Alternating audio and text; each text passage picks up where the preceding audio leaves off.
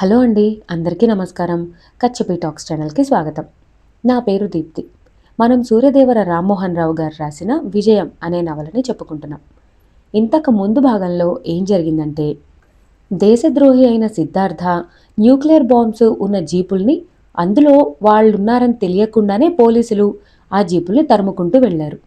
పారాచూట్ని దూరంగా చూసిన వందనా మల్హోత్రా ఆ పారాచూట్లో పైలట్ ఉండుండొచ్చు, ఆయన్ని కాపాడాలనే ఉద్దేశంతో పారాచూట్ వెళ్లిన దిశగా వందనా మల్హోత్రా వెళ్ళింది. ఇంతవరకు మనం తెలుసుకున్నాం. ఇక ఆ తర్వాత ఏం జరగబోతుందో మనం ఈ రోజు భాగంలో తెలుసుకుందాం. ఇక లేట్ చేయకుండా నవల్లోకి వెళ్ళిపోదాం. పారాచూట్ వెళ్లిన దిశగా వందన చాలా దూరం తన జీప్లో ప్రయాణించింది. కానీ పారాచూట్ జాడ మాత్రం తెలియలేదు. అప్పటికే రాత్రి 10 గంటలు కావస్తోంది టైం. తను దారి తప్పిందని అర్థమైంది. జీపుని దక్షిణంగా తిప్పి కాసేపు ఇంజిన్ ఆఫ్ చేసింది. జీప్ డాష్బోర్డ్లోంచి కొన్ని బిస్కెట్లు తీసుకుని తిని మంచినీరు తాగింది. అలసిపోయిన శరీరానికి కాస్తంత రిలీఫ్ ఏర్పడింది. తన ప్రొఫెషన్లో ఓపిక చాలా అవసరమని ఆమెకు తెలుసు. తొందరపాటు నిర్ణయాలు ఇబ్బందుల్లో పడేస్తాయని తెలుసు. తీవ్రంగా ఆలోచిస్తోంది. అసలు తను బయలుదేరిన ముహూర్తమే బాగున్నట్టు లేదు అనిపిస్తోంది. లేకపోతే తను ఎక్కడికి బయలుదేరింది, ఎక్కడికి వచ్చింది? జోధ్పూర్ నుంచి బయలుదేరే సమయానికి తమ డెస్టినేషన్ కేవలం ఎర్రమట్టి గుట్టల వరకే. విద్రోహుల గ్రూపు 2 లేదా 3 జీపుల్లో బూడిద కొండల మార్గంగా ప్రయాణించినట్టు గుర్తించటంతో తమ ప్రయాణం అటు పొడిగించబడింది. ఇంతకీ వాళ్లంతా ఏమయ్యారో తెలీదు. యుద్ధ విమానంలోంచి పారాచూట్లో పైలట్ తప్పించుకోవటం, ఆ విమానం ఎర్రమట్టి గుట్టల ప్రాంతంలో కూలిపోవటం గమనించగానే తను పైలట్ను గాలిస్తూ ఇలా వచ్చేసింది. ఇంతకీ తన స్టాఫ్ ఎక్కడున్నారో ఏం చేస్తున్నారో తెలీదు. వైర్లెస్ సిస్టమ్ డెడ్ కావడంతో వాళ్లతో సంబంధం కట్ అయిపోయింది తనకి. ఇప్పుడు ముందుగా తను పైలట్ని పట్టుకోవాలి, మిగిలిన విషయాల తర్వాత ఆలోచిస్తూనే తిరిగి జీప్ స్టార్ట్ చేసింది. స్లోగా ముందుకు ప్రయాణం ఆరంభించింది జీప్. అలసిపోయిన శరీరం విశ్రాంతి కోరుతోంది. నిద్ర తోసుకొస్తోంది. తడిసిన దుస్తులు తన వంటి మీదే ఆరిపోయాయి. తనను కంట్రోల్ చేసుకుంటూ పట్టు వదలకుండా పైలట్ను గాలిస్తూ మరో గంటపాటు ఇసుక భూముల వెంట గాలించింది వందన. ఒక ఇసుక గుట్టను చుట్టి అవతలకు పోతుండగా సడన్గా ఆమె కంటపడిందా దృశ్యం. ఏదో వస్తువు గాల్లో అటూ ఇటూ ఊగుతోంది. దాన్ని చూడగానే ఆమె ఉత్సాహంతో పెద్దగా అరిచింది. ఎందుకంటే అది పారాచూట్. హెడ్లైట్ల కాంతిలో స్పష్టంగా చూడగలుగుతోంది. జీపును సమీపంలోకి పోనిచ్చి ఆపింది. హెడ్లైట్లను ఆన్లోనే ఉంచి జీప్ దిగింది. అక్కడ పరిస్థితి చూసి ఆశ్చర్యపోకుండా ఉండలేకపోయిందామె. ఎందుకంటే నేలకు దిగగానే పైలట్ పారాచూట్ వదిలి తన దారిన వెళ్ళిపోవాలి. కానీ అతను వెళ్ళలేదు. నేల మీద పడున్నాడు. గాలి విసురుకు పారాచూట్ క్లాత్ తాళ్ల ఆధారంగా బుట్టలా విచ్చుకుని అతన్ని అటూ ఇటూ లాగుతోంది. జీప్ దిగి అతనికి దగ్గరగా వెళ్ళిందామె. హెడ్లైట్ల కాంతిలో అతడి ముఖం స్పష్టంగా కనిపిస్తోంది. Very handsome young pilot. అతడి తల మీద గాయం తాలూకు చిన్న నెత్తురు మచ్చ కనబడుతోంది. గాయం చిన్నదే కానీ ఆకాశంలోనే స్పృహ తప్పి ఉండాలి. అందుకే స్పృహ రాలేదు. ప్రస్తుతానికి అతన్ని అలాగే ఉంచటం మంచిదని అనిపించింది.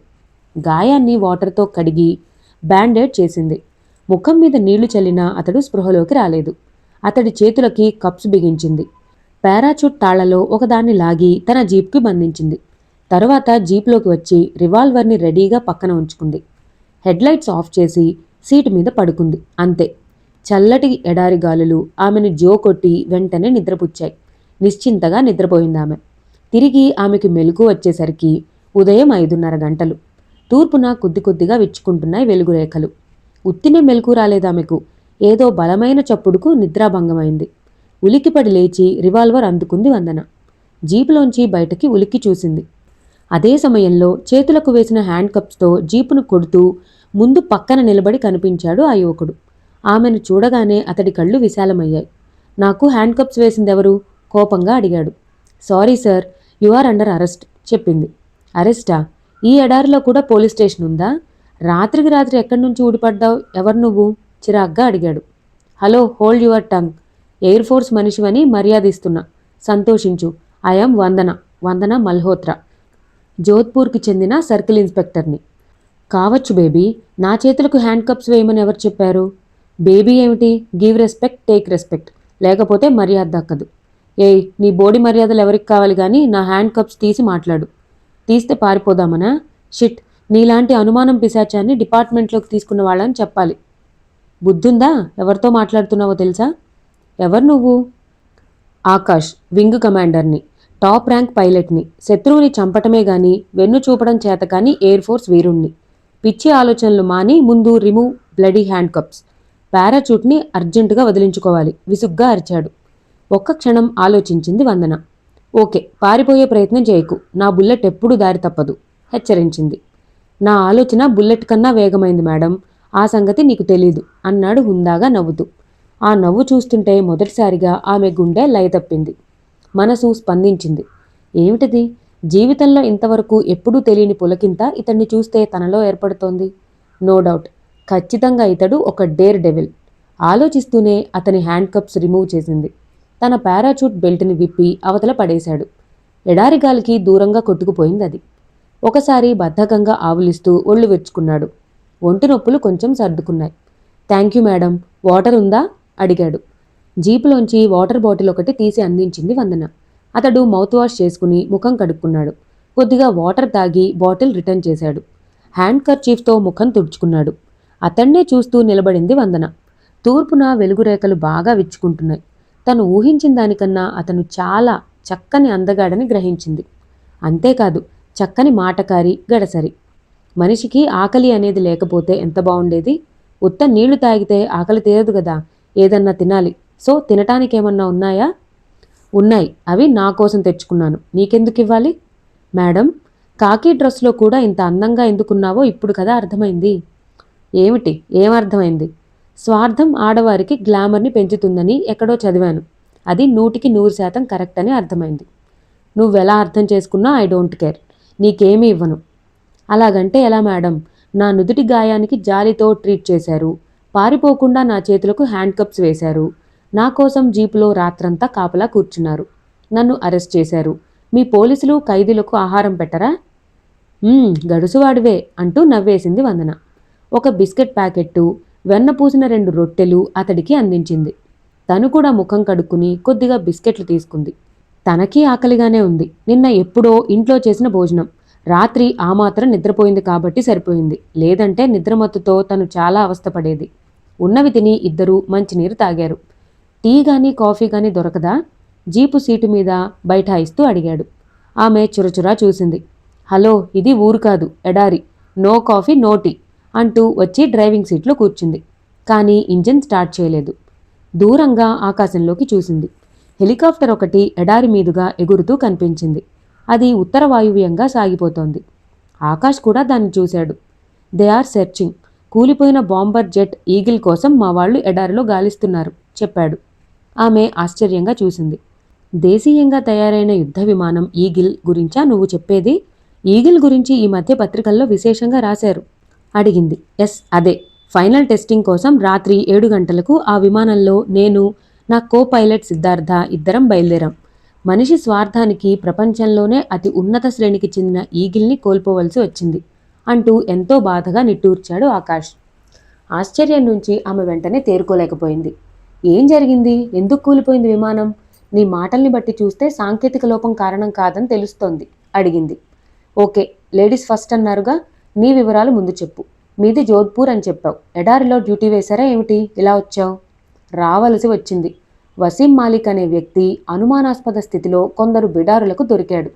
వాణ్ణి మాకు అప్పగించారు. వాడు పాకిస్తాన్లోని ముస్తాన్ నగరానికి చెందినవాడు. వాడితో పాటు కొంతమంది చొరబాటుదారులు సరిహద్దు దాటి వచ్చినట్టు తెలిసింది. వెతుకుతూ మా స్టాఫ్తో నిన్న సాయంకాలం ఎర్రమట్టి గుట్టల ప్రాంతానికి వచ్చాం అంటూ జరిగిన విషయాలన్నీ వివరించింది వందన. నో డౌట్ మేడం, వాళ్లంతా ఒక పథకం ప్రకారమే ఈ ప్రాంతాలకు ముందే వచ్చి చేరుకుని రెడీగా ఉన్నారు చెప్పాడు ఆకాష్. ఎవరు వాళ్ళంతా? ఎందుకోసం వచ్చారు? న్యూక్లియర్ బాంబ్స్ కోసం వచ్చారు. ఏదో ఉగ్రవాద సంస్థకి చెందిన వాళ్ళు. Nuclear bombs? ఎస్, అణుబాంబులు. 2 అణుబాంబులు 2-3 రాష్ట్రాలను ఏకకాలంలో నాశనం చేయగల శక్తివంతమైన బాంబులు. డామిట్, ఇదెలా నమ్మమంటావు? మన అణు కార్యక్రమం దేశ ప్రయోజనాలకే గాని బాంబుల తయారీకి కాదని ప్రపంచమంతా తెలుసు. మన వద్ద అణ్వాయుధాలు లేవు. అవును, అణ్వాయుధాలు లేని మాట నిజమే. కానీ అవసరమైన వెంటనే తయారు చేసుకోగల అన్ని వనరులు మనకి ఉన్నాయి. నిజమైన అణ్వాయుధాలను తీసుకువెళుతూ ఈగిల్ పనిచేసే తీరును పరీక్షించడం కోసం 2 అణుబాంబుల్ని రహస్యంగా తయారు చేశారు. ఈగిల్కు ఇది చిట్ట చివరి పరీక్ష. ఇది సక్సెస్ అయితే ఈగిల్ బాంబర్ జెట్స్ మన రక్షణ అవసరాలు తీర్చటమే కాదు, విదేశాలకు సప్లై చేసి విదేశీ మారక నిల్వల్ని కూడా మరింతగా పెంచుకోవచ్చు. సో ఈగిల్కు చివరిదైన ఈ పరీక్షా ఫలితాల కోసం రక్షణ విభాగం ఎంతో ఆసక్తిగా ఎదురుచూస్తోంది. నేను, నా కో పైలట్ సిద్ధార్థ ఇద్దరం రాత్రి 7 గంటలకు 2 అణుబాంబులు లోడ్ చేయబడిన ఈగిల్ను టేకాఫ్ తీసుకుని బయలుదేరాం. సూపర్ సోనిక్ వేగంలో కూడా విమానం సమర్థవంతంగా ఎగిరింది. ఎక్కడా సాంకేతిక లోపం లేదు. ఈగిల్ ప్రయోగం సక్సెస్ అయింది. అప్పటికి మేమింకా సగం మార్గంలోనే ఉన్నాం. థార్ ఎడారి మీదకు రాగానే సిద్ధార్థ దేశద్రోహం వల్ల ఉన్నట్టుండి అంతా తారుమారైంది. వాడు నా బెస్ట్ ఫ్రెండ్. వాడు ఇలా చేశాడంటే ఇప్పటికీ నమ్మలేకపోతున్నాను అన్నాడు బాధగా. సిద్ధార్థ ఏమయ్యాడు? కుతూహలంగా అడిగింది. బాంబులు రెంటిని డ్రాప్ చేసి నాకన్నా ముందే వాడు విమానంలోంచి దూకేశాడు. రివాల్వర్తో నన్ను కాల్చబోతే అదృష్టవశాత్తు తప్పించుకున్నాను. విమానంలో వాడు బాంబు పెట్టాడు. నేను ఈగిల్ని రక్షించే అవకాశం కూడా లేదు. అందుకే నేను ఈగిల్ని వదిలి కిందకి దూకేశాను. అది కూలిపోయింది. ముందుగా దూకిన సిద్ధార్థను నువ్వు చూసి ఉండవు. అవును, అతన్ని నేను చూడలేదు. నిన్ను మాత్రమే చూశాను. ఏదో జరిగిందని ఊహించి నిన్ను వెతుకుతూ ఇటుగా వచ్చాను. నా వైర్లెస్ సిస్టమ్ పాడైంది. రాత్రి ఇసుక తుఫాన్లో మా స్టాఫ్ ఏమయ్యారో ఎక్కడున్నారో కూడా తెలీదు. నువ్వు చెప్పింది వింటుంటే ఇదంతా పథకం ప్రకారమే జరిగింది అనిపిస్తోంది. Yes, operation double star fail అవటానికి కారణం దేశద్రోహులే. మిలిటరీలో టాప్ సీక్రెట్గా ఉంచిన ఈ ప్రయోగం విషయాలు ముందుగానే శత్రువులకు చేరిపోయాయి. ఇది ఎలా జరిగిందో నేను కూడా ఊహించలేను. వాళ్ళు బాంబులతో సరిహద్దులు దాటకముందే ఆపాలి. I need your help. Sure అంటూ జీపు స్టార్ట్ చేసింది వందన. తూర్పు దిక్కున ఎడారి పంచన బాలబానుడు బంగారు పళ్ళెరంలా పైకి వస్తూ తొంగి చూస్తున్నాడు. పొరలు పొరలుగా తివాచీల్లా పరుచుకున్న ఎడారి ఇసుక సూర్యుడి లేత కిరణాలు సోకి బంగారు పూత పూసినట్టు మెరుస్తోంది. సిద్ధార్థ నీ ఫ్రెండ్ అంటున్నావు, ఎందుకిలా చేశాడు? ఉన్నట్టుండి అడిగింది వందన. పిచ్చి ప్రశ్న. మనసు విచిత్రమైనది. అది ఎప్పుడూ స్టడీగా ఉంటుందన్న గ్యారంటీ లేదు. ఎప్పుడైనా మారిపోవచ్చు. నిన్న మొన్నటి వరకు వాడు కూడా గొప్ప దేశభక్తుడు. ఈ దేశానికి సేవ చేయాలనే ఎయిర్ ఫోర్స్లో చేరాడు. డబ్బు మనిషిని ప్రలోభ పెడుతుంది. బాంబుల కోసం ప్రయత్నిస్తున్న ఉగ్రవాద శక్తులు అతన్ని ప్రలోభ పెట్టాయి. డబ్బుకు అమ్ముడుపోయాడు. ఈ కుట్ర వెనుక ఉన్నది సిద్ధార్థ ఒక్కడే కాదు. త్వరలోనే ఎయిర్ ఫోర్స్లోని మరికొందరి జాతకాలు కూడా బయటపడతాయి చెప్పాడు. బాంబులు సరిహద్దులు దాటితే మనకి చాలా అప్రతిష్ట కదూ అడిగింది వందన. అప్రతిష్ట మాత్రమేనా, చాలా కష్టాలు ఎదుర్కోవాల్సి ఉంటుంది. తీవ్రవాదులు ఏ దేశం మీద అణుబాంబుల్ని ప్రయోగించి పగ తీర్చుకున్నా అందుకు బాధ్యత మన చేతకానితనం అవుతుంది. మన అణు కార్యక్రమం మన దేశం మీద అనేక ఆంక్షలు విధించవచ్చు. వర్ధమాన దేశాల్లో శరవేగంగా అభివృద్ధి చెందుతున్న భారత భవిష్యత్తుకు ఇది గొడ్డలి పెట్టు లాంటిది. ఇంతటి దేశద్రోహానికి సిద్ధార్థ తెగించి ఉండకూడదు. ఎస్, వాడు నా బెస్ట్ ఫ్రెండ్. వాడికో అలవాటుంది. ఎప్పుడు నాతో చిన్న చిన్న పందాలు వేసి ఓడిపోతూ ఉంటాడు. ఈసారి చాలా పెద్ద పందెమే కాశాడు. అవును, చాలా పెద్ద పందెం.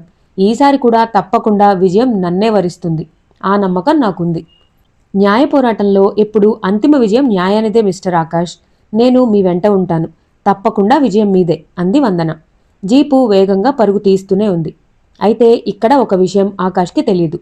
సిద్ధార్థ దేశద్రోహి మాత్రమే కాదు, అతడు మిత్రద్రోహి కూడా. తన నేరాన్ని ఆకాష్ మీదకు నెట్టిన ఘనుడు. అతడి మూలంగా తను పీకలోతున కష్టాల్లో కూరుకుపోతున్న సంగతి ఆ సమయంలో ఆకాష్కి తెలియదు. ఇక గత రాత్రి చోటు చేసుకున్న పరిణామాల్లో అటు ఢిల్లీలో ఏం జరుగుతుందో ఓసారి చూద్దాం. అది రక్షణ శాఖకు చెందిన కీలక సమావేశం. బాంబర్ జెట్ ఈగిల్ కూలిపోయిన అరగంట లోపలే ఈ అత్యవసర సమావేశం ఏర్పాటు చేయబడింది.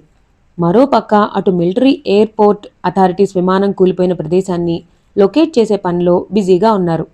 అప్పటికే థార్ ఎడారి సమీపంలోని మిలిటరీ బేస్ నుంచి బయలుదేరిన 2 హెలికాప్టర్లు థార్ ఎడారిలో కూలిన ఈగిల్ ఫ్లైట్ కోసం అన్వేషణ ఆరంభించాయి. సమావేశానికి రక్షణ మంత్రి, ఇతర ఉన్నతాధికారులు, ఇటు air force general Chaudhary, assistant Prakash Raina, మరికొందరు అధికారులు అంతా హాజరయ్యారు. అక్కడ సమావేశమైన పెద్దలు అందరి ముఖాల్లో ఆందోళన కొట్టొచ్చినట్టు కనిపిస్తోంది. ఈగిల్ కూలిపోతే మరో ఈగిల్ ఫైటర్ను తయారు చేసుకోవచ్చు. వారి ఆందోళన ఈగిల్ గురించే కాదు, అందులోని బాంబుల గురించి. ఇది చాలా ప్రతిష్టకరమైన సంఘటన. విమానం కూలిపోవడానికి విద్రోహక చర్యే కారణమా? అధికారులను ఉద్దేశించి అడిగాడు రక్షణ మంత్రి. ఒక విధంగా చెప్పాలంటే దీన్ని విద్రోహక చర్య అనాలి. ద్రోహం చేసిన వారు బయటవారు కాదు. అదే బాధగా ఉంది సార్ అన్నాడు జనరల్ చౌదరి. ఏం జరిగింది? మొదట మాకు అర్థం కాలేదు. అంతా సవ్యంగా ఉంది. ప్రయోగం సక్సెస్ అయిందని అంతా ఉత్సాహంగా ఉన్నాం. సడన్గా వైర్లెస్ సిస్టమ్ ఆఫ్ అయింది. మరికొద్దిసేపటికే ఈగిల్ రాడార్ స్క్రీన్ నుంచి అదృశ్యమైంది. మేము హడావిడి పడుతున్న సమయంలో పైలట్ సిద్ధార్థ నాకు ఫోన్ చేశాడు. కో పైలట్ ఆకాష్ తనను కాల్చి చంపాలని చూశాడట. బాంబుల్ని కిందకి వదిలి తను పారాచూట్తో బయటకు దూకేశాడట. ఈగిల్లో ఆకాష్ బాంబు ఉంచటం వల్ల తను ప్లేన్ని సేవ్ చేసే టైం లేక తను దూకేసి ప్రాణాలు దక్కించుకున్నట్టుగా చెప్పాడు. ఈగిల్ క్రాష్ అవ్వటం తను చూశాడు. అయితే ఎడారిలో తను ఎక్కడ ఉంది చెప్పలేకపోయాడు అంటూ సిద్ధార్థ చెప్పిన విషయాన్ని వివరించాడు జనరల్ చౌదరి. ఆకాష్ ఎందుకిలా చేసి ఉంటాడని మీరు అనుకుంటున్నారు? వెంటనే అడిగాడు రక్షణ మంత్రి. అదే డౌట్గా ఉంది సార్. బాంబుల్ని తరలించడానికి ఏదో కుట్ర జరిగింది. ఆకాష్, సిద్ధార్థ ఈ ఇద్దరికి ఆపరేషన్ డబుల్ స్టార్ గురించి ఎప్పుడు తెలుసు? ఈగిల్ను ఫైనల్ ఎగ్జామ్ కోసం ప్రయోగించబోతున్న విషయం ఎయిర్ ఫోర్స్లో సుపీరియర్స్ కొద్దిమందికి తెలుసు. కానీ ఆపరేషన్ డబుల్ స్టార్ కోడ్ వర్డ్కి అర్థం ఫ్లైట్లో అణుబాంబులని పైలట్స్ ఇద్దరికీ ఒక్కరోజు ముందు మాత్రమే తెలుసు. ఈ కాస్త వ్యవధిలో వాళ్ళిద్దరిలో ఒకరు విద్రోహులతో చేతులు కలిపి ఇలా దేశద్రోహానికి పూనుకోవటం జరిగే పని కాదు. ఇద్దరిలో ఒకరు అని ఎందుకంటున్నానంటే సిద్ధార్థ ఫస్ట్ రిపోర్ట్ చేసినంత మాత్రాన అతన్ని నిర్దోషిగా భావించలేం. ఏం జరిగిందో వాళ్ళిద్దరికే తెలుసు. కాబట్టి ఇద్దరిని కోర్టు మార్షల్కి పంపించాలి. అప్పుడే వాస్తవాలు బయటికి వస్తాయి. మరో ముఖ్య విషయం, టాప్ సీక్రెట్గా నిర్వహించిన ఈ ఆపరేషన్ ఫెయిల్ అవటానికి సూత్రధారి మీ వింగ్లోనే ఉండాలి. అతన్ని ప్రింటౌట్ చేయాలి. ఇది భయంకరమైన కుట్ర. దీన్ని త్వరగా ఛేదించాలి. దోషుల్ని అరెస్టు చేయాలి. అదే సమయంలో బాంబులు సరిహద్దులు దాటకముందే వాటిని పట్టుకుని వెనక్కి తేవాలి. మూవ్ ఫాస్ట్ అంటూ హెచ్చరించాడాయన. Yes sir. విమానం కూలిన ప్రదేశాన్ని లొకేట్ చేసేందుకు ఇప్పటికే 2 హెలికాప్టర్లు ఎడారి వెంట తిరుగుతున్నాయి. తెల్లవారే లోపల విద్రోహులు పట్టుబడక తప్పదు హామీ ఇచ్చాడు చౌదరి. విద్రోహుల కన్నా ముందు న్యూక్లియర్ బాంబ్స్ 2 పట్టుకోవాలి. అది ముఖ్యం. అదే సమయంలో ఈ ఆపరేషన్ డబుల్ స్టార్కి సంబంధించిన ఒక విషయం కూడా మీడియా దృష్టికి పోకుండా చూడాలి. మన రక్షణ రంగంలోని ఈ అపజయం గురించి బయట ప్రపంచానికి తెలిస్తే మన పరువులు పోతాయి. ప్రపంచ ప్రజలు భయపడతారు. పరిస్థితి చేయి దాటకముందే బాంబుల్ని వెనక్కి రప్పించాలి. రక్షణ మంత్రి చాలా హుందాగా సంయమనం పాటిస్తూ తగిన సూచనలిచ్చారు. అర్ధగంట పైగా కొనసాగింది ఆ సమావేశం.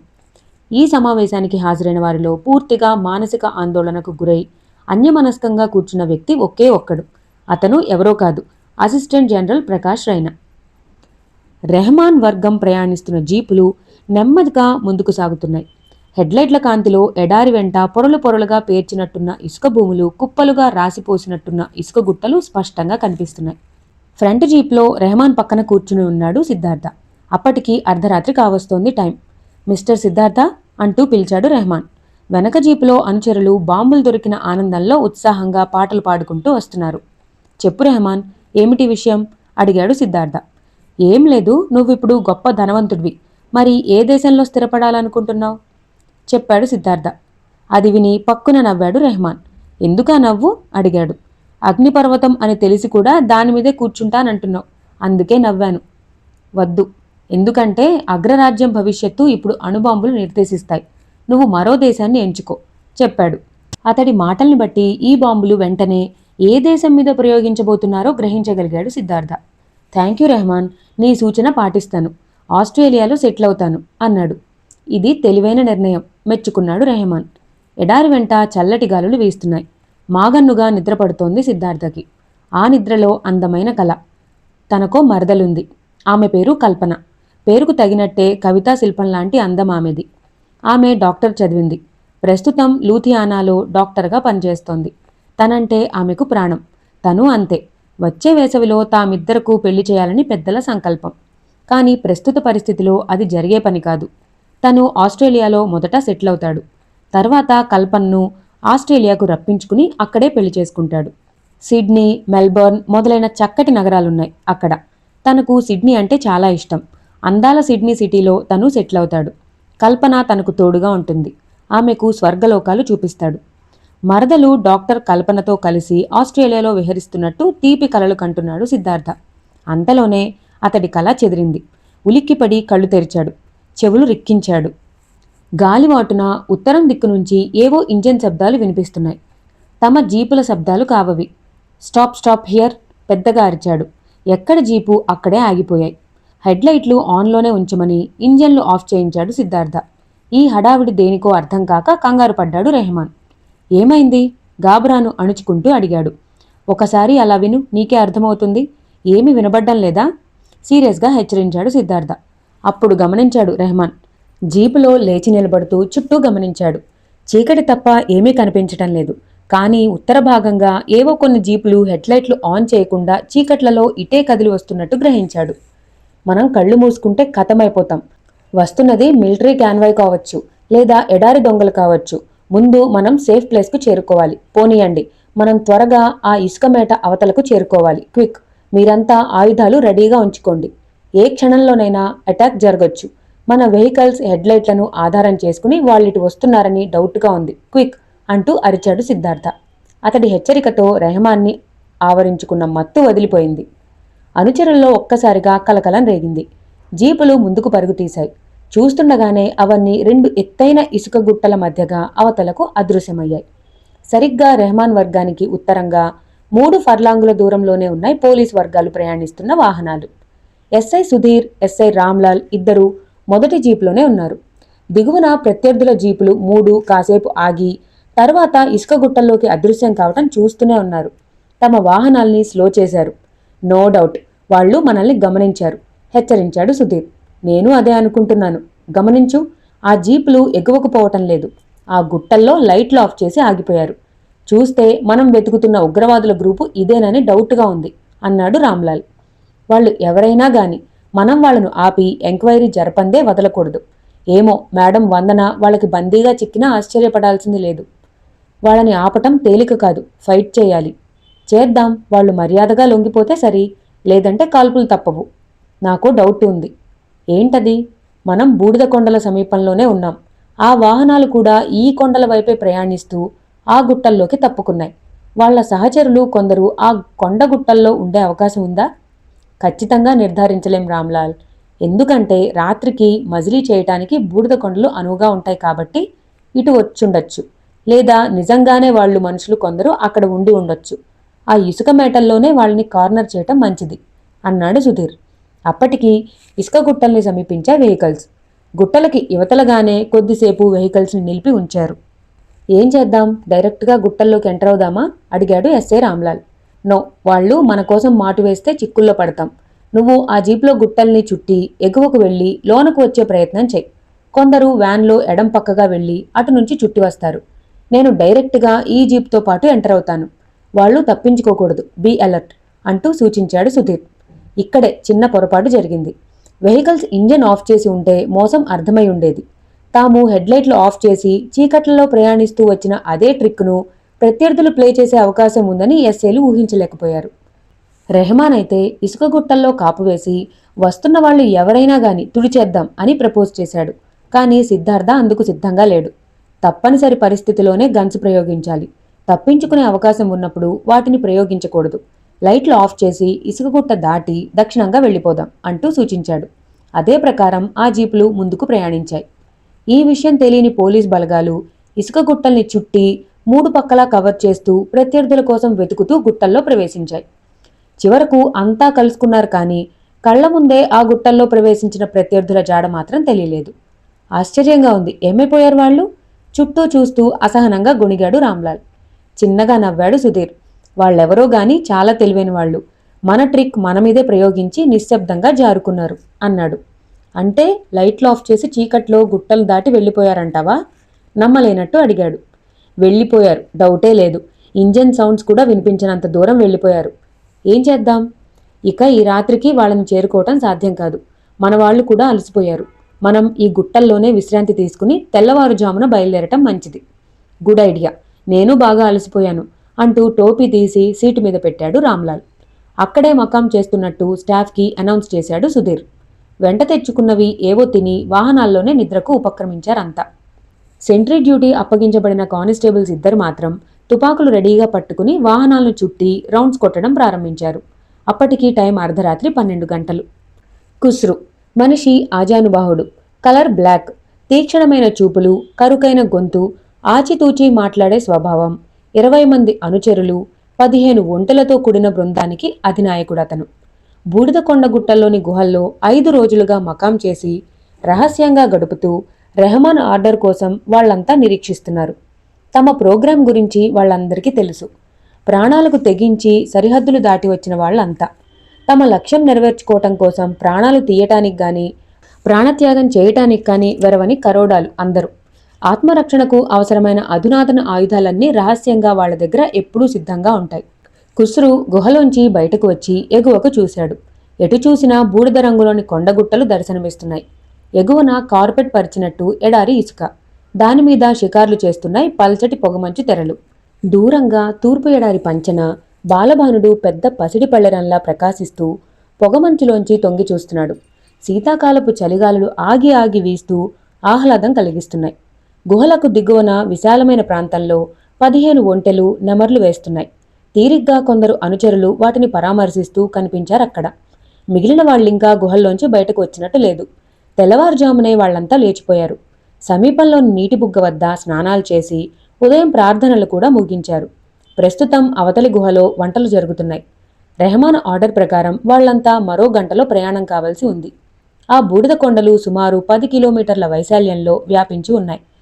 చిన్నవి పెద్దవి అనేక కొండగుట్టలు తెల్లటి బూడిద కప్పినట్టు కనిపిస్తాయవి. గాలి వీచినప్పుడు బూడిద గాల్లోకి ఎగరటం స్పష్టంగా చూడొచ్చు. మొగలి జముడు, ముళ్లజాతి మొక్కలు అక్కడక్కడా కనిపిస్తుంటాయి.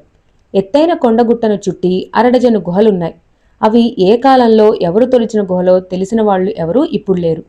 ఖుస్రు వర్గం ప్రస్తుతం తమ షెల్టర్గా వాటినే ఉపయోగించుకుంటోంది. తన గుహలోంచి బయటకొచ్చిన ఖుస్రు పెద్ద పెద్ద అంగలతో వంటకాలు సిద్ధం చేస్తున్న గుహలోకి వెళ్ళాడు. అక్కడ గోధుమ రొట్టెలు, చపాతీలు తయారు చేస్తున్నారు. చక్కటి కూర కూడా సిద్ధం చేశారు. వంట పనిలో కొందరు బిజీగా ఉంటే కొందరు భోంచేస్తున్నారు. ఖుస్రు రావటం చూసి అతడి కుడిభుజం లాంటి అన్సారీ లేచి పక్కకు జరిగి చోటిచ్చాడు. ఒక ఇత్తడి పళ్ళెంలో కొన్ని వేడివేడి రొట్టెలు వెన్న వేసి కూరతో అందించబడింది. మనం త్వరగా ప్రయాణం కావాలి, ఏర్పాట్లు చూడు, ప్లేటు అందుకుంటూ అన్సారీని హెచ్చరించాడు ఖుస్రు. ఖచ్చితంగా టైంకి మనం బయలుదేరుతున్నాం, అంతా ఓకే బదులిచ్చాడు అన్సారీ. తిరిగి తనే అడిగాడు, రెహమాన్ ఏం చెప్పాడు? ప్రస్తుతం వాళ్ళంతా ఎక్కడున్నారు? మనకి దక్షిణంగా 15 కిలోమీటర్ల దూరంలో అని చెప్పాడు. ఇంకా ఎక్కువ దూరం ఉండొచ్చని నా డౌటు. ఎందుకలా అనుకుంటున్నావు? ఇసుక గుట్టల ప్రాంతంలో పోలీసులకు స్లిప్ ఇచ్చి తప్పించుకోవడంలో దక్షిణంగా చాలా దూరం వెళ్ళిపోయారనుకుంటున్నాను. గంట ప్రయాణం చేశారట. సెల్ ఫోన్లో రెహమాన్ చెప్పిందే ఇది. దానికి బదులు ఇటు వచ్చేసి ఉంటే మనకి శ్రమ తప్పేది కదా. నిజమే, కానీ పోలీసులు ఇటు వస్తే మన గురించి వాళ్ళకి తెలిసిపోతుంది. వాళ్ళు పోలీసులేనా? ఖచ్చితంగా వాళ్లే. వాళ్ల వాహనాలు ఇటు వెళ్లటం రాత్రి మనం చూశాం కదా. ఆ టైంలో మిలిటరీ ఇక్కడికి వచ్చే ఛాన్సే లేదు. అవును, నువ్వు చెప్పింది నిజమే అయి ఉంటుంది. మాట్లాడుతూనే భోజనం ముగించారిద్దరు. త్వరగా కానిమ్మని మిగిలిన వాళ్ళని హెచ్చరించి ఖుస్రు వెంట బయటకు వచ్చేశాడు అన్సారీ. సరిగ్గా ఉదయం 7 గంటలకు వాళ్లంతా ప్రయాణానికి సిద్ధమయ్యారు. గుహలను ఖాళీ చేశారు. వాళ్ల బిలాంగింగ్స్ అన్నీ ఒంటెల మీదకు చేర్చబడ్డాయి. ఖుస్రు, అన్సారీలు చెరో ఒంట మీద ముందుగా బయలుదేరారు. ఆ వెనకే కొందరు ఒంటెల మీద నడుచుకుంటూ అనుసరించారు. కొద్దిసేపట్లోనే వాళ్లంతా బూడిద కొండలు దాటి ఎడారిలో ప్రవేశించారు. ఒంటెలు చకచక అడుగులేస్తున్నాయి. వారి ప్రయాణం దక్షిణంగానే సాగుతోంది. 2 గంటలు నిరాటంకంగా ముందుకు సాగింది వారి ప్రయాణం. సుమారు 9:30 ప్రాంతంలో సడన్గా వారి వైపు దూసుకొచ్చింది ఒక మిలిటరీ హెలికాప్టర్. ఏం చేద్దాం, దాన్ని కూల్చేద్దామా? హెలికాప్టర్ తమ వైపు రావటం గమనించగానే ఆవేశంగా అడిగాడు అన్సారీ. ఈ టైంలో దాన్ని కూల్చటం వలన మనకి లాభం కన్నా నష్టమే ఎక్కువ. 2-3 రోజుల వరకు ఎడారిలో మిలిటరీ హడావిడి ఎక్కువగానే ఉంటుంది. తొందరపడి ఎవరూ ఆయుధాలు బయటకు తీయకండి అంటూ సీరియస్గా హెచ్చరించాడు ఖుస్రు. ఎక్కడి ఒంటెలు అక్కడ ఆగిపోయాయి. దుమ్ము తెరలు రేపుతూ ఆ నకిలీ బిడారుల గుంపుకు అతి సమీపంలోనే కిందకు దిగి ల్యాండ్ అయింది హెలికాప్టర్. అందులో పైలట్ కాక 5గురున్నారు. అంతా మిలిటరీ యూనిఫామ్లో ఉన్నారు. అందరి వద్ద ఆయుధాలున్నాయి. పైలట్ తప్ప మిగిలిన 5గురు కిందకు దిగారు. ఖుస్రు తమ గుంపు నుంచి కొంచెం ముందుకెళ్లి నిలబడి తన వైపు వస్తున్న ఆఫీసర్కి సలాం చేశాడు. ఎవరు మీరంతా? సమీపంలోకొచ్చి నిలబడి అందర్నీ నిశితంగా చూస్తూ అడిగాడు కమాండర్. అధికార దర్పం అతడి గొంతులో స్పష్టంగా ధ్వనిస్తోంది. బిడారులం సాబ్, ఏవో చిన్న చిన్న వ్యాపారాలు చేసుకుని బతికేవాళ్లం, సవినయంగా మనవి చేసుకున్నాడు ఖుస్రు. ఎక్కడి నుంచి వస్తున్నారు? రాంపూర్ నుంచి 3 రోజుల కిందట బయలుదేరాం సాబ్. ఎడారిని ఆనుకునున్న చిన్న చిన్న గ్రామాల వెంట తిరిగి మా వస్తువులు అమ్ముకుంటాం. ఏమమ్ముతారు? ఏమిటి మీ వ్యాపారం? జీ సాబ్, తలో వ్యాపారం సాబ్. నేను లేడీస్ కోసం గాజులు, రిబ్బన్లు, అద్దాలు, దువ్వెన్లు వంటి సరుకు విక్రయిస్తాను సాబ్. వాడు చూడండి అంటూ అన్సారీని చూపించాడు ఖుస్రు. వాడి పేరు అన్సారీ. రంగురంగుల చీరలు, దంతపు గాజులు విక్రయిస్తాడు. ఆ పక్కవాడిది గోధుమల వ్యాపారం. ఆ పొట్టివాడు మసాలా సరుకులు అమ్ముతాడు. Okay okay, stop it. అని అరిచాడు కమాండర్. జీ సాబ్ అన్నాడు ఎంతో వినయంగా ఖుస్రు. రాత్రి ఒక యుద్ధ విమానం ఎగువన కూలిపోయింది, ఎర్రమట్టి గుట్టల్లో. దాని తాలూకు పైలట్లు ఇద్దరి జాడ తెలియటం లేదు. మీరు అలాంటి వ్యక్తులను ఎవరినైనా చూశారా? లేదు సాబ్, రాత్రి మందు కొట్టి మా వాళ్లంతా నిద్రపోయారు. విమానం కూలిన సంగతే మాకు తెలీదు. పైలట్లు ఎవరూ మాకు ఎడారిలో కనపడలేదు సాబ్. ఓకే అంటూ ముందుకొచ్చాడు కమాండర్. ఒంటెల మీద సరుకుని తనిఖీ చేశారు. అనుమానించదగ్గ విషయం ఏదీ కనబడలేదు. ఆపైన ఎంతో వినయంగా హుందాగా ఖుస్రు సమాధానాలు చెప్పిన తీరు ఆ మిలిటరీ ఆఫీసర్కు నమ్మకం కలిగించాయి. కొంచెం కూడా అనుమానాలకు తావులేదు. ఓకే అంటూ వెనుతిరిగాడు. వాళ్లంతా హెలికాప్టర్లోకి చేరుకున్నారు. హెలికాప్టర్ రివ్వున లేచి గగనంలో తూనీగలా ఎగురుతూ చూస్తుండగానే కనుమరుగైంది. అప్పుడు ఖుస్రుతో సహా అంతా తేలిగ్గా ఊపిరి పీల్చుకున్నారు. ఖుస్రు తన ఒంటెను అధిరోహించాడు. అంతలో అతడి సెల్ రింగ్ అయింది. అవతల రెహమాన్ లైన్లో ఉన్నాడు. ఎక్కడున్నారు అడిగాడు. దక్షిణంగా వస్తున్నాం చెప్పాడు ఖుస్రు. మీరు దారి తప్పారని డౌట్గా ఉంది. ఇక్కడ సిమెంట్ రోడ్లు ఉండవు భాయ్. ఇసుకను నమ్ముకుని ప్రయాణం. దారి తప్పినా ఆశ్చర్యం లేదు. మీరున్న చోటు ఏదన్నా గుర్తు చెప్పు. మీరున్న చోటుకు దక్షిణంగా ఏం కనిపిస్తోంది? ఎగువన చిట్టడవి కనబడుతోంది దూరంగా. ఎస్, దానికి ఎడం పక్కగా నల్లటి కొండగుట్ట ఉందా? ఉంది. ఆ కొండ వద్దకు రండి. నా అంచనాను మించి చాలా దూరంలో ఉన్నారు మీరు. కనీసం సాయంత్రం 3 గంటలకు కానీ మేమక్కడికి చేరుకోలేం. చేరుకోవడానికి ప్రయత్నించు భాయ్. మా దగ్గర ఉన్నవి ఒంటెలు, జీపులు కాదు, అది మర్చిపోకు అంటూ లైన్ కట్ చేసి విసుగ్గా చూశాడు ఖుస్రు. ఏమంటాడు? పక్క వంట మీద అన్సారీ కుతూహలంగా అడిగాడు. వాడికేం, చేతిలో జీపులున్నాయి కదా, వెనక ముందు చూడకుండా రాత్రి చాలా దూరం వెళ్ళిపోయారు. ఇప్పుడు మనం తొందరగా వాళ్ళని చేరుకోవాలట. స్టూపిడ్. అదో ఆ నల్లకొండ అవతల వాళ్ళు ఉన్నారు. మనం అటుగా ప్రయాణించాలి అంటూ వివరించాడు ఖుస్రు. ఒంటెలు తిరిగి ప్రయాణం ప్రారంభించాయి. ఆకాశం వంక చూశాడు ఆకాష్. ఉదయం 9 దాటింది సమయం. పొగమంచు వరదలు కరిగిపోయి చాలాసేపైంది. ఇసుక వేడెక్కుతోంది. గాలి వెచ్చబారుతోంది. చూద్దామంటే ఒక్క మబ్బు తునక కూడా ఆకాశంలో కనిపించటం లేదు. ఇది శీతాకాలమే కదా, అయినా పగలు ఇంత వేడిగా ఉందేమిటి? తాగిన మంచినీటి బాటిల్ను పక్కన పెడుతూ అడిగాడు.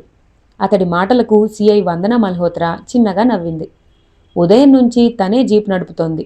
ఎగుడు దిగుడు ఇసుక స్లోపులని ఎక్కి దిగుతూ నెమ్మదిగా ప్రయాణిస్తోంది జీపు. కనుచూపు దూరంలో ఎటు చూసినా ఇసుక రాసులు మైదానాలు తప్ప ఏమీ కనిపించడం లేదు. సూర్యుడి ఆధారంగా వారి ప్రయాణం ఈశాన్యంగా సాగుతోంది. ఏ కాలమైనా ఇక్కడ వేడిగానే ఉంటుంది మిస్టర్ ఆకాష్. అందులోనూ రాత్రి బాగా వర్షం పడింది కాబట్టి పగటి ఉష్ణోగ్రత 45 చేరే అవకాశం ఉంది. ఇది మే నెల వేసవి అయితే 55 దాటిన సందర్భాలున్నాయి. అన్నట్టు తార్లో అడుగుపెట్టడం నీకు ఇదే ఫస్ట్ టైమా? క్యాజువల్గా అడిగింది వందన. అదేమడుగుతావులే మేడం, ఫస్టు లాస్టు కూడా ఇదే. అసలు బుద్ధున్నవాడెవడైనా ఈ మరుభూమిలో అడుగు పెడతాడా అంటాను. ఏదో నా టైం బాగాలేదు కాబట్టి నేనొచ్చి పడ్డాను అన్నాడు బాధగా. ఆ మాటలు ఆమెను హట్ చేసినట్టున్నాయి. చురచురా చూసింది. హలో, ఏమిటి మా థార్ డిజర్ట్ని మరీ చీపుగా తీసిపారేస్తున్నావే?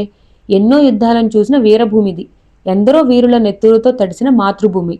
మా రాజస్థాన్ చరిత్రకు పునాదులు ఈ మరుభూమిలోనే దొరుకుతాయి అంది ఆవేశంగా. అలాగా, నాకు తెలీదులే, పొరపాటున నోరు జారాను. వీరనారి, నన్ను క్షమించేయి. అయితే చిన్న రిక్వెస్ట్, మీ రాష్ట్ర వీరగాథలు వినిపించే కార్యక్రమం మాత్రం పెట్టుకోవద్దు. చెప్పే ఓపిక నీకున్నా వినే ఓపిక నాకు లేదు. వీరగాథలు వీరులకే చెప్పబడతాయి, నీకు కాదులే. అంటే ఏమిటి నీ ఉద్దేశం? నేను వీరుణ్ణి కాననా? విమానం నడిపితే వీరులైపోరు. కొంపతీసి ఎవరినన్నా కొట్టి నా వీరత్వం నిరూపించుకోవాలా? ఫైటింగులంటే నాకు అస్సలు గిట్టదు అంటూ నవ్వేశాడు. ఆమె సీరియస్గా చూసింది. ఎడారి గురించి, ఇక్కడ ప్రమాదాల గురించి నీకు అస్సలు తెలియదు. నీ ఫ్రెండ్ చేసిన మోసానికి అన్యాయంగా నువ్వు బలైపోయావు. మరి చేజారిన ఈ అణుబాంబుల్ని ఎలా వెతికి పట్టుకోవాలనుకుంటున్నావు అని అడిగింది. సాయం చేస్తానని నువ్వు నాకు మాటిచ్చావు. నేను మాటిచ్చింది అందుకు కాదు. ఈ ప్రాంతం నీకు తెలీదు కాబట్టి చూపించటం వరకే నా బాధ్యత. బాంబులు అది నీకు సంబంధించిన రిస్క్. ఓకే, నీతో వాదించే ఓపిక కూడా లేదు. అర్జెంటుగా ఏమన్నా తినాలి, ఆకలిగా ఉంది. 10 నిమిషాలు ఓపిక పట్టు. సమీపంలోనే ఒక గ్రామం ఉంది. గ్రామమా? ఇక్కడ? అదేదో వినకూడని మాట విన్నట్టు ఎంతో ఆశ్చర్యంగా చూశాడు ఆకాష్. సీట్లోంచి లేచి నిలబడి కనుచూపు దూరం వరకు శ్రద్ధగా పరికించాడు. కళ్ళు మంటలు పుట్టాయి గాని గ్రామం మాత్రం కనపడలేదు. 10 కాదు, 20 నిమిషాలు ప్రయాణం చేసినా ఒక ఊరు కనపడదు. కావాలంటే చెప్పు, 100 రూపీస్ బెట్ అంటూ తిరిగి సీట్లో కూర్చున్నాడు. నాకు బెట్ కాసే అలవాట్లేదు. నువ్వు అనవసరంగా టెన్షన్ పడకు. మనం గ్రామం సమీపంలోకి వచ్చేశాం. అవునవును, అది అదృశ్య గ్రామం, కంటికి కనపడదు. ఇంకా నయం, పాపం చేసిన వాళ్ళకి గ్రామం కనపడదు అనలేదు. అందరికీ చక్కగా కనపడుతుంది. కాసేపు వెయిట్ చేయి. వెయిట్ చేస్తాను, నో ప్రాబ్లం. అవును, నీ గురించి ఏమీ చెప్పవేమిటి? కొత్తగా ఏం చెప్పాలి? నా పేరు వందనా మల్హోత్రా, సర్కిల్ ఇన్స్పెక్టర్. అది తెలుసు. మీ ఫ్యామిలీ గురించి, పిల్లల గురించి స్టూపిడ్ క్వశ్చన్ వేయకు. నాకింకా పెళ్లి కాలేదు. నువ్వలా అర్థం చేసుకున్నావా? సారీ మేడం, నా ఉద్దేశం మీ ఫాదర్, మదర్, వారి పిల్లలు. మాది గ్వాలియర్. నిజానికి మాది ఉదయ్పూర్ రాజవంశానికి చెందిన కుటుంబం అంటూ తన తండ్రి గురించి, తల్లి గురించి, ఫ్యామిలీ గురించి సంక్షిప్తంగా వివరించిందామె. నీ సంగతి చెప్పు. సౌత్ ఇండియా వాళ్ళు అబద్ధాలు ఎక్కువ చెప్తారట, నిజమేనా? హలో, ఎంత రాజవంశం అయితే మాత్రం ఈ హైదరాబాద్ని మరీ అంత చీప్గా తీసిపడేకు. అబద్ధాలు చెప్పాల్సిన అవసరం మాకు లేదు. అయితే నిజాలే చెప్పు.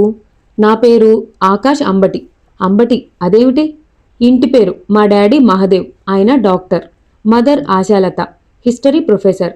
రమ, సుమ అని 2 సిస్టర్స్. వాళ్ళకి పెళ్ళిళ్ళైపోయాయి. నేను మాత్రం ఇంకా బ్యాచులర్నే. ఏమిటి ప్రాబ్లం? Bad luck. నీలాంటి అమ్మాయి ఇంతవరకు దొరకలేదు, అదే ప్రాబ్లం. చటుక్కున జీప్ ఆపేసి కోపంగా చూసింది వందన. అసలు నువ్వు నా గురించి ఏమనుకుంటున్నావు? ఇప్పుడే తెలియాలి. నేను పుట్టింది నీకోసమే అనుకుంటున్నావా? నీలాంటి మగాడు దొరక్క నేను ఇంకా పెళ్లి చేసుకోకుండా కుమారిగానే ఉన్నాను అనుకుంటున్నావా? వదిలితే ఆమె వాక్ప్రవాహం ఇప్పట్లో ఆగదనుకుంటూ చిన్నగా నవ్వేశాడు ఆకాష్. హలో, కొంచెం ఆగుతావా? నేను చెప్పేది వింటావా అని అరిచాడు. చెప్పు, నా గురించి ఏమనుకుంటున్నావు? దబాయించింది ఆమె. నా సంగతి అలా ఉంచు. నా గురించి నువ్వేమనుకుంటున్నావో అది ముందు చెప్పు. చెట్టంత మగాణ్ణి నన్ను చూసి ఏమిటి ప్రాబ్లం అని అడిగావంటే నువ్వు పెద్ద టెంకవని అర్థమవుతోంది. టెంకా? అదెవరు? ఎవరో చెప్పినా నీకు అర్థం కాదు. చూడు, నా మనసులో నీ మీద ఎలాంటి అభిప్రాయం లేదు. నీ మనసులో కూడా ఉండటానికి వీల్లేదు. బాంబులు స్వాధీనం చేసుకుని మిలిటరీకి అప్పగించేంత వరకు మనం జస్ట్ ఫ్రెండ్స్, అంతే. ఓకేనా? Okay, double okay mister Akash. నాకో డౌట్. అడుగు మిస్ వందనా మల్హోత్రా. ఏం లేదు, అవి 2 అణుబాంబులు కదా, వాటిని ఎడారిలో డ్రాప్ చేశారు. వాటి మూలంగా ప్రమాదం ఏమీ లేదా? Good question. బాంబుల నుంచి వెలువడే రేడియేషన్ పర్యావరణానికి చాలా ప్రమాదం. మరీ ఆలస్యమైతే అవి పేలిపోయే ప్రమాదం ఉంది. అదే గనక జరిగితే మీ రాష్ట్రం సగం పైగా సర్వనాశనం అయ్యేది. అలాంటి ప్రమాదం ఏదన్నా జరిగితే రాత్రే జరిగిపోవాలి. కానీ జరగలేదు. సో ప్రత్యర్థులకు వాటి గురించి బాగా తెలుసు. తగిన ఏర్పాట్లతో వచ్చి బాంబుల్ని సురక్షితం చేసి ఉంటారు. ఇప్పుడున్న సమస్య వాటిని వెతికి స్వాధీనం చేసుకోవటమే. నా అనుమానం కరెక్ట్ అయితే ఆ బాంబుల కోసం చాలామంది ఇక్కడికి వచ్చి ఉండాలి. షూర్, వాళ్లంతా ఒక పథకం ప్రకారమే చేశారు అంటూ జీప్ దిగాడు ఆకాష్. ఎక్కడికి అడిగిందామె. ఇప్పుడే వస్తాను. ఎక్కడికో చెప్పొచ్చుగా. మా అవసరాలు మాకుంటాయి మేడం.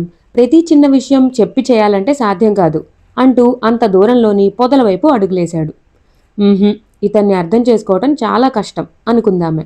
అతడు వెళ్లిన వైపే చూస్తోంది. ఇసుకతో కూడిన చిన్న పెద్ద మట్టి గుట్టలు చాలా ఉన్నాయక్కడ. వాటి మీద అనేక పొదలు, మొక్కలు కనిపిస్తున్నాయి. వాటి వెనక్కి ఆకాష్ వెళ్లటం చూసి చిన్నగా నవ్వుకుంటూ తను జీప్ దిగి ఒక పక్కగా వెళ్ళింది. ఆమె తిరిగి వచ్చేసరికి ఆకాష్ మట్టి గుట్టల దగ్గరే కనిపించాడు. 3 జానల పొడవుండే ఒక మొక్కను పీకి ఆకుల్ని గమనిస్తున్నాడు. ఒక ఆకు తుంచి వాసన చూశాడు. వెంటనే అలాంటివే 1 డజను మొక్కల్ని పీకి చేత్తో పట్టుకుని వెనక్కి వచ్చాడు. అవి ఏ జాతి మొక్కలో, అతడు వాటిని ఎందుకు తెస్తున్నాడో వందనకి అర్థం కాలేదు. ఈ వంకతో అతన్ని కొంచెం టీజ్ చేయాలని సంకల్పిస్తూ వచ్చి డ్రైవింగ్ సీట్లో కూర్చుంది. ఏమిటిది? ఆకలైతే ఎవరన్నా భోంచేస్తారు, ఇలా మొక్కలు ఆకులు తింటారా? ఇవి దేనికి అని అడిగింది. మొక్కల్ని వెనక సీట్లో పడేసి ఆమె పక్కన కూర్చున్నాడు ఆకాష్. తినటానికే అని అర్థం చేసుకున్నావు కదా, మళ్ళీ అదేం ప్రశ్న? దేనికి అంటూ? నువ్వు చెప్పిన గ్రామం ఇంకా రాలేదు, త్వరగా పోని అన్నాడు. ఇవేం మొక్కలు? జీపుని ముందుకు పోనిస్తూ అడిగింది. నిజంగా నీకు తెలీదా? తెలియకనే అడిగాను. ఈ ఆకులు తింటే వారం రోజుల వరకు ఆకలి దప్పులు ఉండవు. ఇష్టం లేకపోతే చెప్పకు, అంతేగాని అబద్ధాలు మాత్రం చెప్పకు. పోని నిజం చెప్తాను, నమ్ముతావా? ఈ మొక్క ఆకులకి ఎలాంటి విషాన్నైనా హరించే అద్భుత శక్తి ఉంది. వీటికి అద్భుత శక్తి అంటూ వెక్కిరింతగా పక్కున నవ్వింది వందన. ఏవో 4 పిచ్చి మొక్కలు తెచ్చి అద్భుత శక్తులున్నాయంటే నమ్మేయటానికి నేను సిద్ధంగా లేను. నీ మాటలన్నీ అబద్ధాలు అంది నవ్వుతూనే.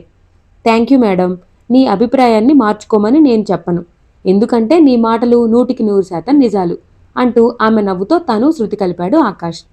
అంతలో జీప్ ఒక ఎత్తైన ఇసుక గుట్టను చుట్టి వచ్చింది. సడన్గా జీపు ఆపింది వందన. ఏమైంది అడిగాడు. అటు చూడు, నవ్వుతూ చేయి చాపి దిగువకు చూపింది. అటు దిగువన అంత దూరంలో కనిపించింది ఒక గ్రామం.